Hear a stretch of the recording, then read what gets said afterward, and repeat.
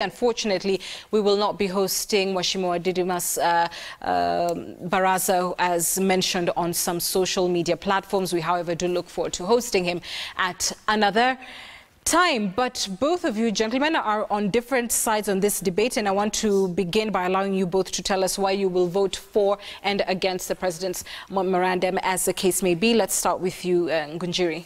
Thank you very much. Part of the reason, there's some confusion that's going around about what exactly Parliament did in August. And there is this feeling that we removed the 16% VAT.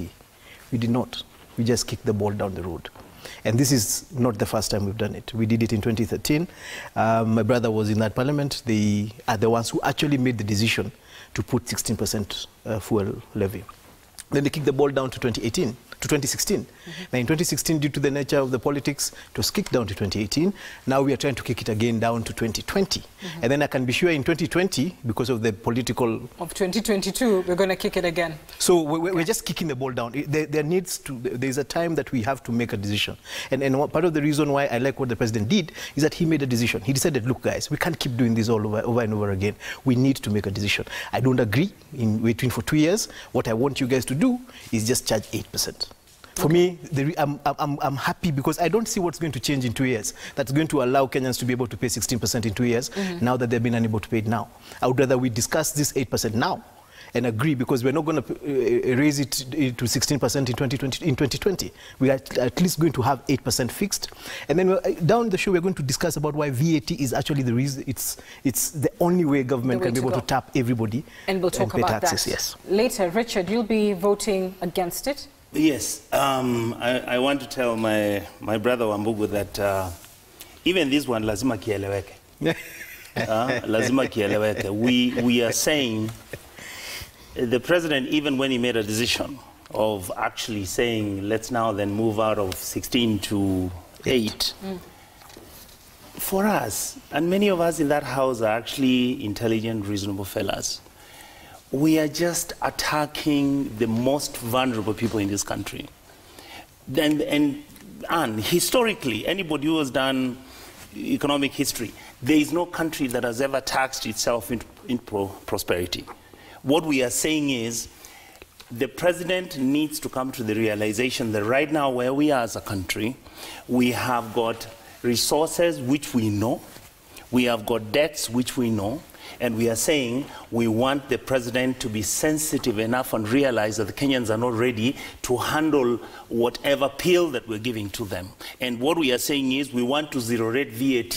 We have got different sectors and different angles in Parliament where we can sit down if Jubilee is ready and willing. And by the way, Anna, I want to say this is not even a Jubilee issue. It is basically a bipartisan approach. Members of Parliament have realized that if we pass this bill, the public will blame them from now until 2022. But the public is already blaming you for that initial sin of allowing that 16%. And if the interest was the public, especially for your wing, who yes. are no, it wouldn't even have been this Junet bill. It would have been a move from the get-go to scrap it altogether, not to kick the can down the road, as Ngunjiri has said. That is true. But what we are saying is the conditions, the economic conditions which existed 4 years ago are not the same ones which exist now.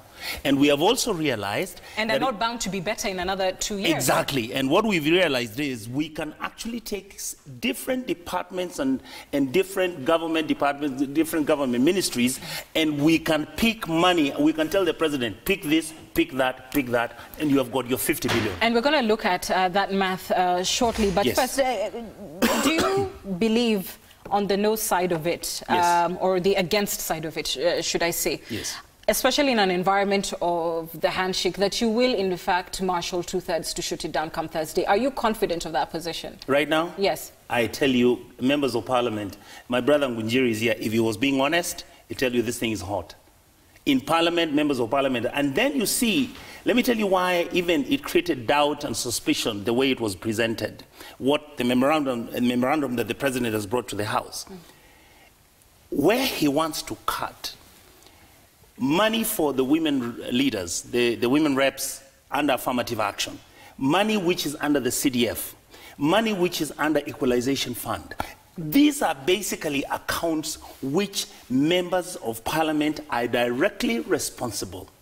And if you look at the things which they have removed out of the executive and the other departments, basically there's nothing. So members of parliament are saying, if it means that for us, we stand up and fight for CDF, which is a fund that historically in this country has actually done more than even what the county government money has done. Right. This is where we are.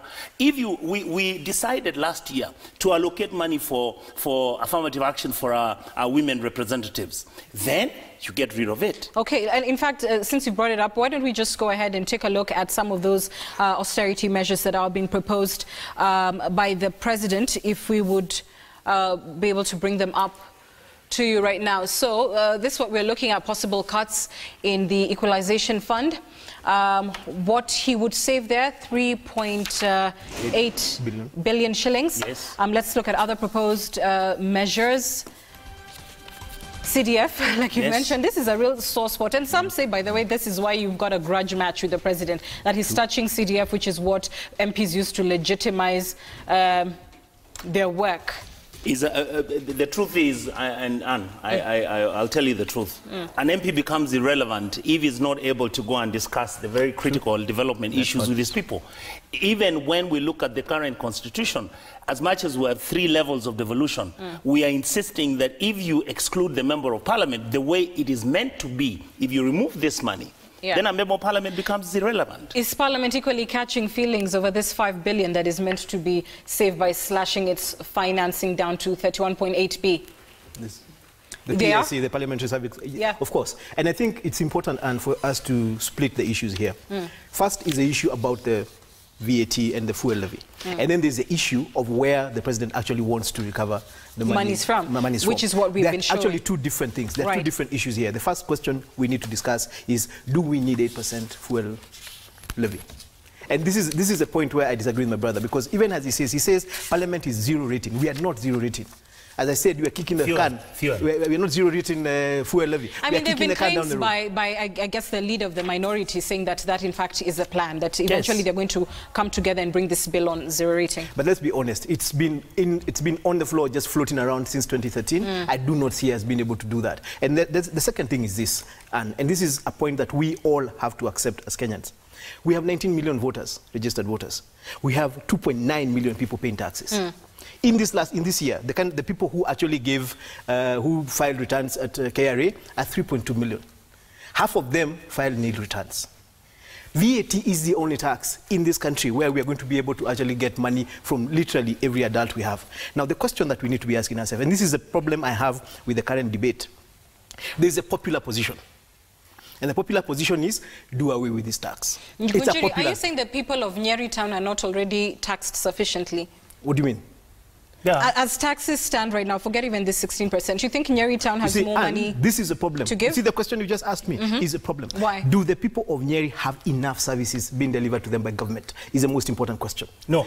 No. Let me explain. Do they have their taxes been used that well so far? You have the right to choose the question you want to ask.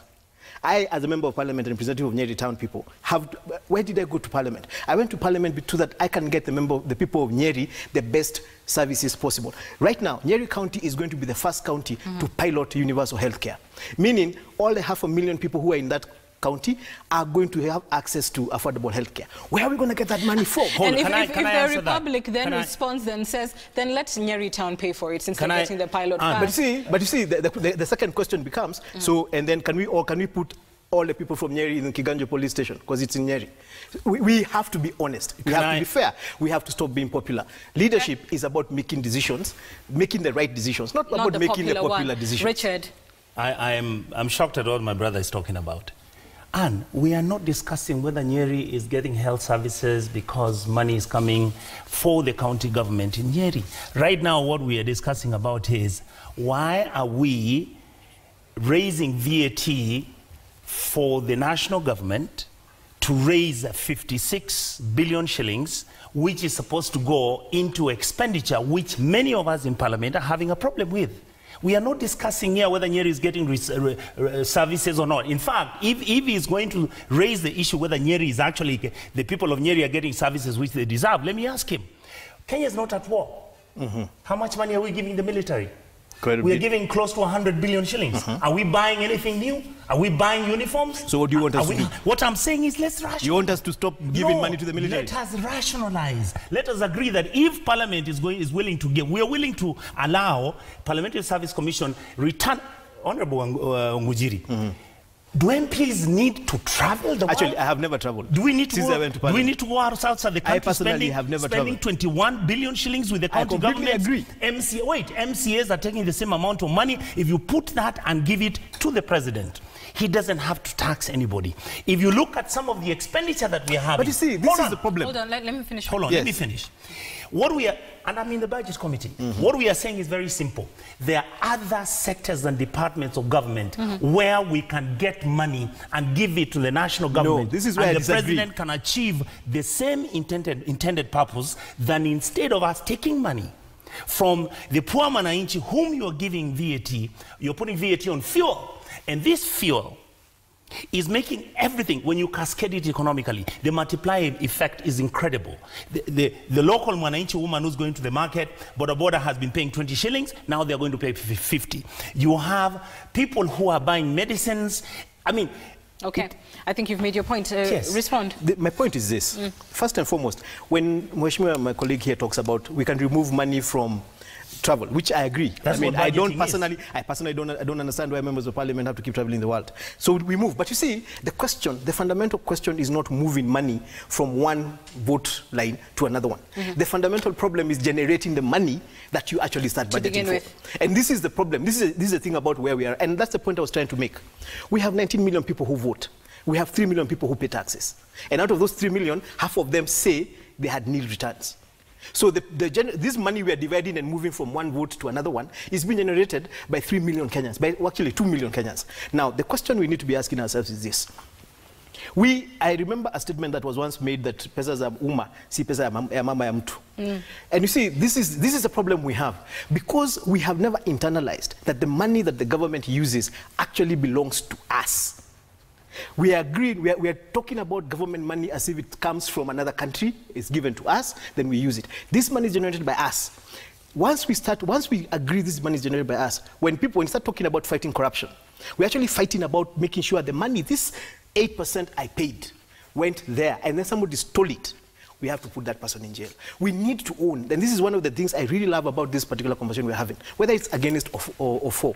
For the first time, Kenyans are starting to internalize that we are the ones who generate the money, that the government then goes and spends, and if somebody is stealing that money, it is our money they're stealing. Then let me ask you this, in the spirit of what Richard is talking about, that there are other places to raise this money, we don't even need, not 16, not 8%, at zero you can still raise this money elsewhere. And there are some who have opined in recent days that the administration should reconsider the Big Four altogether and whether the country can afford that, and that the president can still make his mark on the republic by choosing another option. And you've just mentioned graft. There were those at the beginning of the war, on the revitalized war on graft, should I say, said that was enough. Not another road needs to be built, not another hospital needs to be put up. If there's one thing President Kenyatta can do, which is land in the slammer everyone who's responsible for looting this country, then that will be legacy enough for him, that he shouldn't feel so pressed to achieve the other Big Four. Would you agree? Would graft in itself, fighting graft in itself, be legacy enough that because of the financial implications we are seeing right now in achieving Big Four, that he could say, okay, maybe I don't need one or two of these big ones? That's like telling me as a member of parliament that I want to make my legacy for the period of time that I'll be a member of parliament of Nyeri Town about protecting the resources of the Nyeri people rather than actually doing something tangible that after I leave can be seen. And like for example, Kibaki, whatever we might say about it, we're able to say Thika Road was done during Kibaki's time. Now, Kibaki could have fought corruption as well. And we would be saying Kibaki fought corruption during his time. Every leader decides how they want to leave their mark. Uhuru Kenyatta has decided he wants to leave a mark by this Big Four.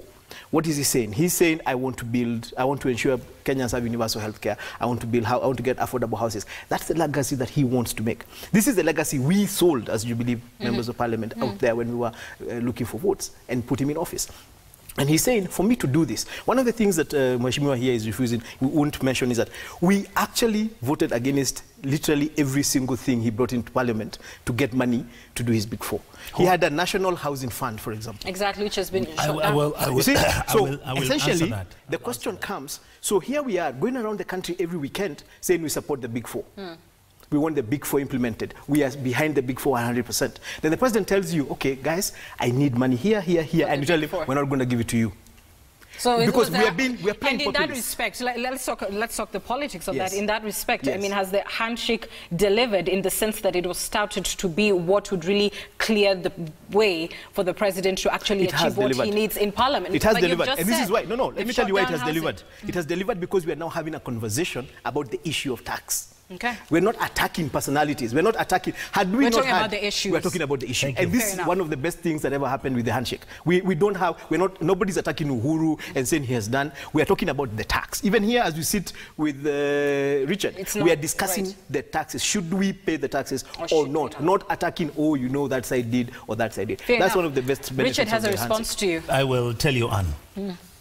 A country that overtaxes its people, a country that overborrows, a country that has got ambition which is beyond. The fact that President Uhuru came with a wonderful idea is okay.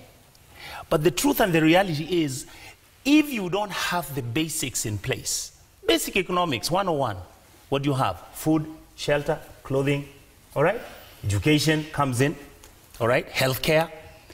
The truth is, some of these Agenda 4 items are too ambitious. If the president realizes that it's not possible for us to raise the revenue. In fact, when Honorable Wambugu is talking about the corruption issue, that we need to look at it in a different manner, the truth is, Kenyans, when the issue of us raising money for the construction of houses, which the president means well about, everybody was saying, how do we know that this is not another cash cow?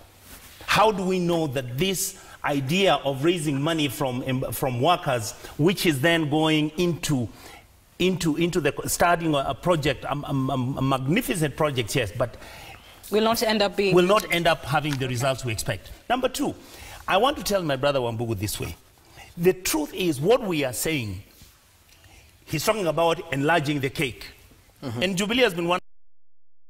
I agree with you. Let us enlarge the cake. But the people, the 3% or 5% or 10% people who are paying taxes was one of the corruption. If the corruption was minimal, they would pay more. Number two, the problem that you have today, Anne, is very simple. The elite in this country, the ruling class in this country, don't pay taxes. Why? They own the largest property, they own the largest real estate, they're the ones who run all the businesses. In fact, some of the issues that are coming into the House, when you hear members of Parliament talk about, oh, you know, we are going to allocate a certain amount into that sector, it's because some of them are seeing how they're going to make money at that sector. And that is why Kenyans are saying this. The president, let him fix the basics, and you don't need to tax anybody. When I talk about moving money from one sector to another, no. What I'm talking about, Honorable Ngunjiri, is this. Do we need to give National Youth Service any more money? Do we need to give Galana Kulalu 19 billion for irrigation when they are producing 500,000 bags of maize at the cost of 19 billion? Let me ask you this, Richard. Yes. Where were these arguments when the budget was being passed? I'll answer. Let me answer you. Let me answer you. We picked a constitution. First, we messed up the constitution. We passed the constitution. Then we messed up the standing orders. The chairman of the committee comes from Jubilee. If you look at the total number of members of parliament who are in that committee, majority will be in the ruling party. When we stand up and we are raising issues which are critical, we vote at the committee level. But there wasn't all this hullabaloo in No, Parliament. there was. Quietly. When we sit at the committee level, at the committee level, when we are sitting at the committees, we don't call press conferences because the chairman is saying, gentlemen, let us figure out how to do this. We tell him, listen, why are you allocating money to train people in ICT, 6.2 billion? You see, why are you allocating money for powdered milk? This is my problem. This conversation sounds really, really nice because it's this is the part. This is what we want to hear. That means even I don't want to pay 16 or 8% fuel levy. But the question becomes, I am a leader in this country. we have an ambitious development agenda. I have to ask myself, do I want us to actually move forward? It's the kind of conversation you have as a person, as an individual. You want to progress yourself, and you have to ask, am I willing to invest to make myself move forward, or do I just stay the way I am and stay where I am? Now, the reason I am saying that my colleagues who are saying they're going to go against the 8% are being dishonest and they're being populist. When we were talking about the 16%, the decision we made is that we were going to start the 16% in 2020. Not that we were going to scrap it. My question, and the reason I am for this, is I do not see what we're going to do different in the next 2 years. That is going to make the Wanjiko in Nyeri town more be in a place where he can actually pay the 16%. What I would rather do is take this 8% now, because it's half what we are going to be paying in 2 years. Number two, we also now then go back and ask ourselves, these 16 million people who don't pay taxes, how? Because if 16 million people are paying taxes, we will not need to raise the 8%. The reason the government is finding, because government doesn't, as much as you'd like to print money in central bank, we can't. You have to generate this money from somewhere. So government has to generate this money from getting as wide a bracket of taxes as possible. The only thing that allows you to tax people, because it's a consumer tax, VAT is a consumer tax. It's the only tax that you can tax everyone. All right, fair enough. Let me ask you this, because we're running out of time, but just to talk about the political implications of Thursday's vote, and I'll start with you, Ngunjiri.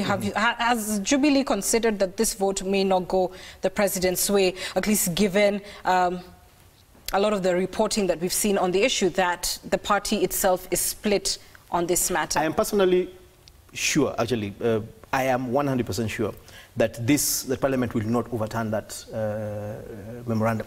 What I know is going to happen, there's going to be negotiation of someone, because you see the things we are seeing that where the president has suggested he's going to adjust his budget from, that is what I believe, because on Wednesday, remember, Rotich is going to meet the budget committee. You're going to meet Richard, and they want to talk about the things that he has, that he wants. That's where I know CDF, Affirmative Action Fund, these things that members of Parliament that they do not like are going to get negotiated there. But I do not see us overturning the memorandum that was sent by the president on Thursday. But if we were to suppose that MPs are serious, if there's such a term, yes, about this and shooting it down, yes, as they allege in favor of Wanjiko. Has the party considered the implications of that on the president, and is there a safer bet, a possibility of him standing down, of deferring this vote or anything before Thursday? Bold decisions, hard decisions required to be made. If, for example, Jubilee was to wake up, as Richard said, we are the majority in Parliament. If Jubilee woke up and told the president, we will not give you the money you need to do your big four, then we'd have to actually live with it. Because then what we'd be telling the president is, all these things we've been promising Kenyans that we are going to do are a lie. Are a lie.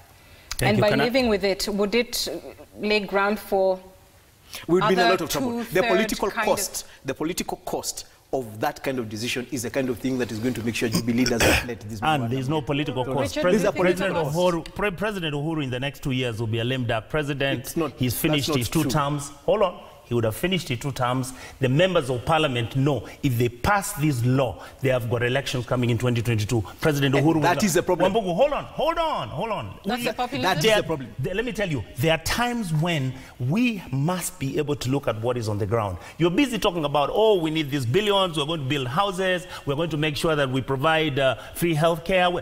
The truth is... It's not about the president's legacy. Yes. It's about you. No, he's trying to use that. He's trying to say that the implication is that if Jubilee members of parliament vote for this and they knock it down, then it means that it's going to have political... None. What is going to happen is very simple. Kenyans will be happy. We are going to tell the president, in fact, from tomorrow, we want him to send these people, they come and sit with us in the budget committee. We will show them where the money is, because we know where the pork barrel is. We know where projects which are fake, we know where those things are. We will show him, look, Your Excellency. Why didn't you guys do that? Because at that time, I told you, we hadn't reached this point. You see, that's my problem. We hadn't reached this point. We will take money. We are going to take money out of NYS and leave them to run the outfit. 6 or 8 billion is enough. We are going to make sure that we come up and sort out the outstanding issues. And help me here. Help me here. Okay. Yes. There's a point that Richard skimmed over in the middle of what he was saying. Elections are in 2022. And unfortunately, a lot of us are thinking like that. And you see, the problem is the reality, 70%, 7 out of every members of parliament in this house are going to go home. Now, what we need to be asking ourselves is, this is the term that we are in office. If we are going to come back, like my brother has served, this is his 3rd term, and he's doing a brilliant job. Some of us are going to serve 3 terms. Some people will serve 1 term. Some people will serve 2 terms. Your work should be during this 1 term that you're there. What are you going to do that is tangible? Now, this getting money for government and then ensuring government uses that money to actually serve Wanjiku. Because the money that government makes is supposed to serve Wanjiku 100%. Our role is supposed to be making sure that's what it does. The reason Kenyans are having a problem is we've been losing money. Every year, we are losing 600 billion shillings every year. Fair enough.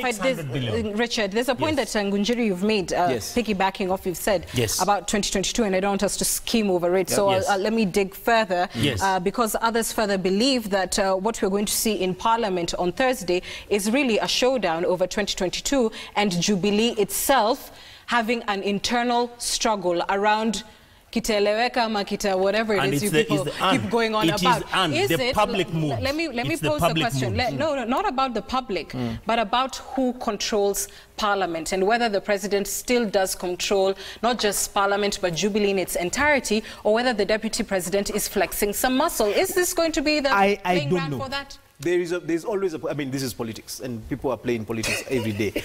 What I do know is that on Thursday, it's going to be clear that the president is still running Parliament. It's going to be clear that Jubilee is still 100% behind the president. It's going to be clear that we actually want the president to implement the Big Four. That's what's going to happen on Thursday. And what the president has done by stepping down from 16% to 8% and saying do it now is telling us, guys, we cannot always play populist politics. He keeps saying it. In 2021, we do politics and we do it well. And we do politics. Even at local level, we do politics well. But this is not the time to do politics. This is the time to actually generate money to serve the Kenyan people. It's going to be painful at some point, but as he said, there is short-term. Okay. A final question to both of you, because a lot of the debate surrounding the president's performance in general has centered around fiscal policy. True. And I wonder whether you would believe or think that looking back on the president's term, if there has been a failure, it has come from the Ministry of Finance, that they were not innovative enough. Even as you hear Richard's and other proposals that have been made by policy, people knowledgeable in policy regarding how to raise, finances. Many have taken exception just generally to the running of the country's economy. Have C.S. Rotich and co. failed the president? I personally wouldn't go to C.S. Rotich. If anybody has failed this country, is how we have dealt with corruption. Because the fiscal problems that we have in this country are drawn from corruption. This is the first time we've actually seen a war, a genuine, legitimate war against corruption. However, we're still getting stuck at judiciary because, I mean, yes, you're going to do everything you can and then take it to the judiciary, and then the judiciary is going to take a while. So Kenyans still do not believe we're fighting corruption, despite the fact that the president has thrown every single thing he has at the fight against corruption. Right. Now, if we sorted out corruption properly, we would not, first and foremost, Kenyans would actually be saying, okay, take the 8%, happily, because I know you're going to use it for me. Okay. The fear is you take this 8% and then somebody's going to walk out with it and go and do something with it. That's still the fear that you see Kenyans having. Has Treasury failed the president? See, he's agreeing with me. That is why Kenyans are saying, why are we paying 8%? We're paying, we're fighting corruption now. Let him make his Ngunjiri, where we are today, in our beautiful country known as Kenya, we have enough resources. All we need to do in every economic management strategy in terms of how you're going to raise the resources and how you're going to spend them. The reason why KRA is not able to get its targets is because people are stealing money. The reason why, after the money has been brought from KRA, the way the money is allocated, whether it is at the national government, whether it is through parliament, whether it is through the county governments, the money is just being squandered. The money so it's not is really being... Treasury's... Actually, no, the problem. it is a we problem. have failed. Hold on, it is a problem because we are which oversight. I believe Uhuru's legacy has nothing to do with even the 4 agenda. Okay. Uhuru's legacy as a president of the Republic of Kenya, Kijana wa Jomo, is to make sure he first of all jails 15-20 people who have stolen billions of shillings, so that Kenyans can say that, look, the president has now said this nonsense has to stop. Okay.